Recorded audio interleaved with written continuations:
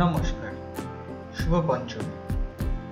আজকে আমরা বেরিয়ে পড়েছি নর্থ কলকাতার উদ্দেশ্যে কিছু ফেমাস ঠাকুর দেখতে। তো ইতিমধ্যে আমরা কলকাতা এয়ারপোর্ট থেকে যে নতুন ইয়েলো লাইনের মেট্রো আছে সেই মেট্রো নিয়ে নোয়াপাড়া হয়ে বেলগাছিয়ার উদ্দেশ্যে রওনা দিয়েছি। আর আমরা রওনা দিয়েছিলাম বিকেল নাগাদ, যদি লাইটিংয়ে আমরা ঠাকুরগুলো দেখতে পারি। আর সেই পথেই আমরা এখন মেট্রো করে যাচ্ছি বেলগাছিয়ার পথে। আমরা এখন কিন্তু এসে গেছি টালা প্রত্যয়তে। টালা প্রত্যয় কিন্তু এবার 100 বছরে পদার্পণ করেছে। আর নর্থ কলকাতায় টালা প্রত্যয় কিন্তু একটা খুব জনপ্রিয় দুর্গাপুজোর প্যান্ডেল বা দুর্গাপুজোর যে উপস্থাপনা ওনারা করে থাকেন। তো এখন আমরা প্রবেশ করতে চলেছি টালা প্রত্যয়ের মেন গেট দিয়ে। তো টালা প্রত্যয় যেটি আছে সেটি টালা পার্কেরই কাছে। তো রাস্তাটা ঘুরিয়ে ঘুরিয়ে পুরো প্যান্ডেল বা মণ্ডপ সজ্জায় ওনারা প্রবেশ করান। এখন আমরা সেই পথ ধরেই এগিয়ে চলেছি।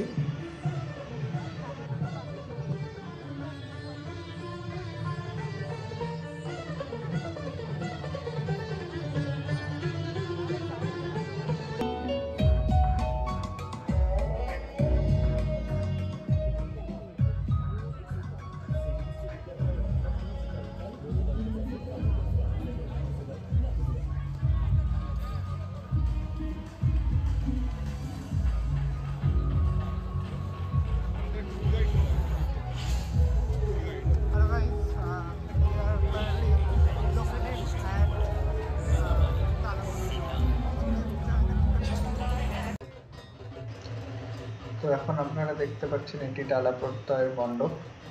লাইন ছিল যেহেতু খুব জনপ্রিয় একটি পুজো মণ্ডপ। তো এখন আমরা সেই লাইন দিয়েই যাচ্ছি ভিতরের দিকে। এটি কিন্তু টালা প্রত্যয়ের মেন মণ্ডপ, মণ্ডপের একদম এন্ট্রান্সে। তো এদের এবারে থিম ছিল হচ্ছে ভেজাল খাবার বা বীজের ওপরে। বীজ মানে সিডস, যেটা আমরা ইংলিশে বলে থাকি, সেই জিনিসটার ওপরে খুব সুন্দরভাবে উপস্থাপনা করেছে টালা প্রত্যয় এবার তার 100 বছরের পুজোকে। তো আপনারা দেখুন। কাটিশাল দিয়াশালী কত নাম দূর, কোন কাজে লাগতো কি তার গুণ, হারালো কোথায় তারা কেন হলো খুন, বাজারের চাহিদা ওটাই তো সব, রোগসারে খাবারে পুরোপুরি ঢপ, ওষুধ বানালো কেন বিক্রি নিতে হবে, খাবারে এসে গেলে ডাক্তারি হবে, খেলাটা তো খালি বুঝিয়ে তুমি সোনার চটি পাখির জন্য এইবারে চলে যাচ্ছি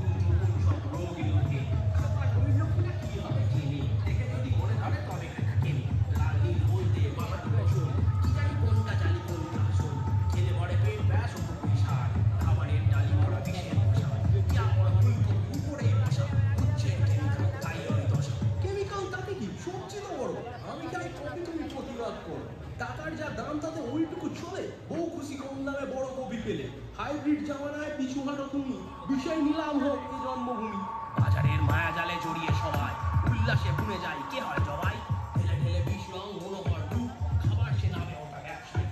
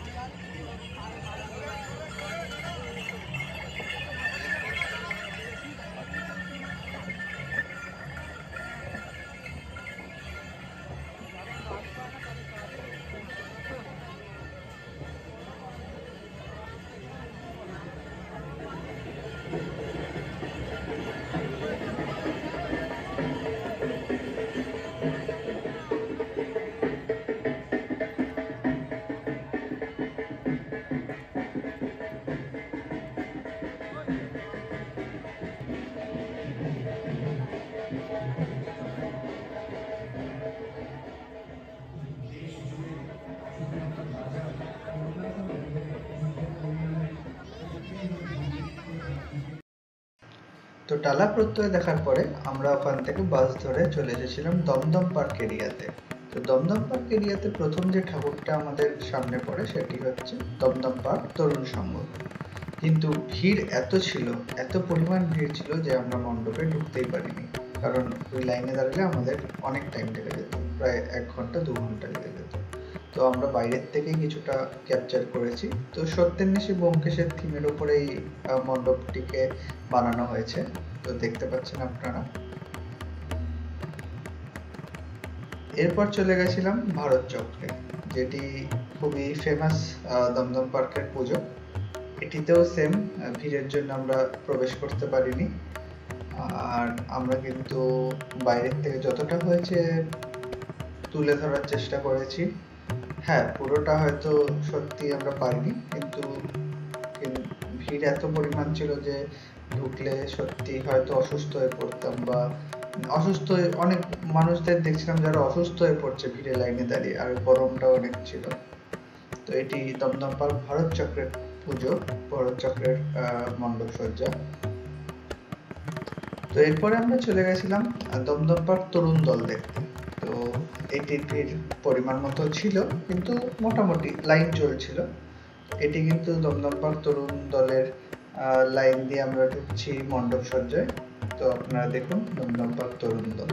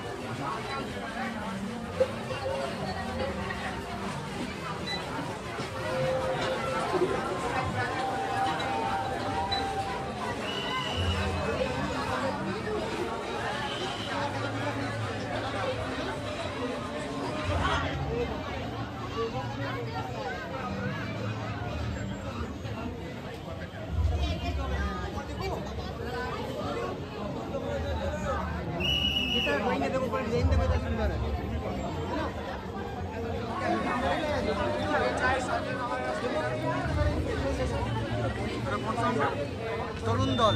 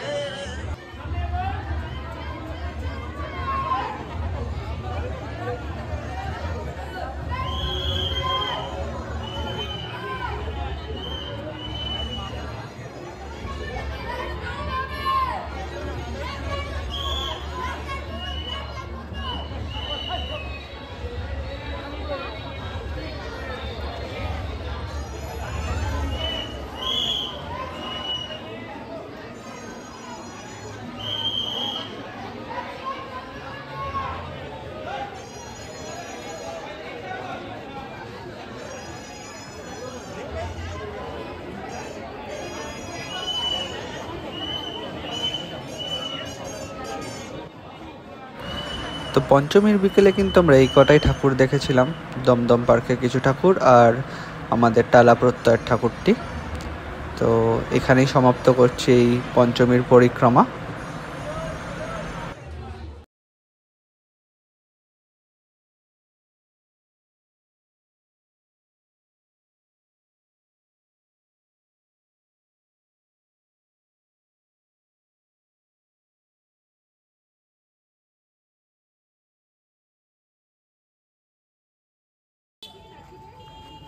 শুভ ষষ্ঠী সকলকে। তো আজকে এই শুভ ষষ্ঠীর বিকেলে আমরা চলে এসেছি সাউথ কলকাতায়। সাউথ কলকাতার একটি বিখ্যাত ঠাকুর দেখতে, সেটি হলো নাকতলায় উদয়ন সংঘ। নাকতলা উদয়ন সংঘ কিন্তু এবারের থিম হচ্ছে গোত্র। তো নাকতলা উদয়ন সংঘের যে মণ্ডপ সজ্জাটি, সেটি কিন্তু বিভিন্ন ধরনের গোত্র দিয়ে সাজিয়ে তুলেছে বা ফুটিয়ে তুলেছে, প্রেজেন্ট করে তুলেছে। বেশ সুন্দর লাগছে, একটি ইউনিক ডিজাইন বা ইউনিক আইডিয়া বলতে পারেন। তো চলুন আপনারা দেখে নিন নাকতলা উদয়ন সংঘর ঠাকুরটি।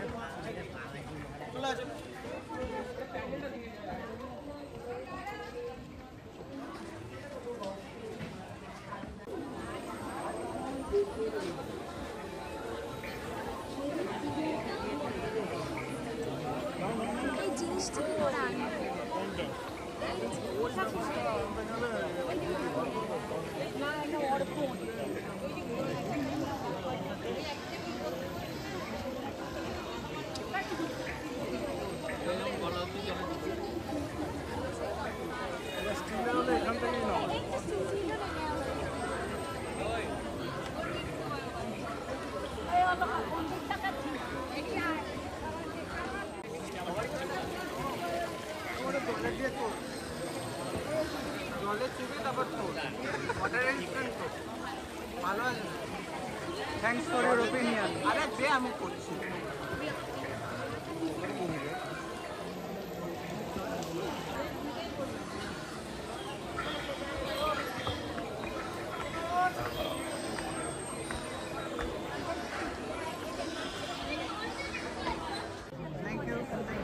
তো নাকতলা উদয়ন সংঘ দেখার পরে আমরা কিন্তু এসে পড়েছি সুরুচি সংঘে।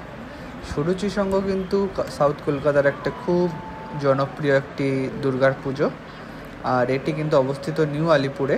তো আমরা কিন্তু নাকতলার থেকে বাস করে এসে গেছি নিউ আলিপুরে। ট্রেন করেও আপনারা আসতে পারবেন যারা কলকাতার দিক দিয়ে শিয়ালদার থেকে বা বালিগঞ্জের সাইড থেকে আসছেন। তো এখন কিন্তু আমরা প্রবেশ করছি সুরুচি সংঘর যে মণ্ডপ আছে তার মধ্যে। তো এদের থিম এবার হচ্ছে আমাদের স্বাধীনতা বিপ্লবীদের ওপরে। চলুন দেখে নেওয়া যাক।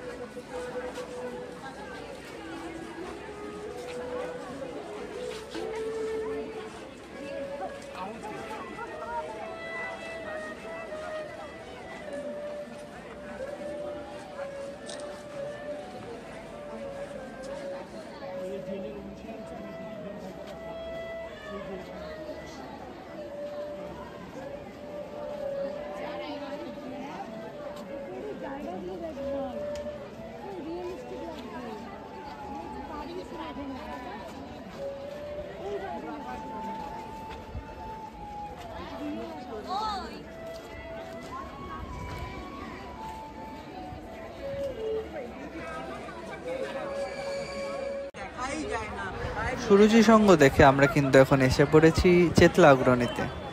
আর চেতলা অগ্রণী কিন্তু সাউথ কলকাতার আরও একটি খুব জনপ্রিয় পুজো মণ্ডপ। ভিড় দেখে বুঝতেই পারছেন এই মণ্ডপের জনপ্রিয়তা কতটা এই কলকাতা চত্বরে। এই ঠাকুর দেখতে কিন্তু আমাদের বেশ কিছুটা সময় লেগেছিল, মোটামুটি 40 মিনিট মতো।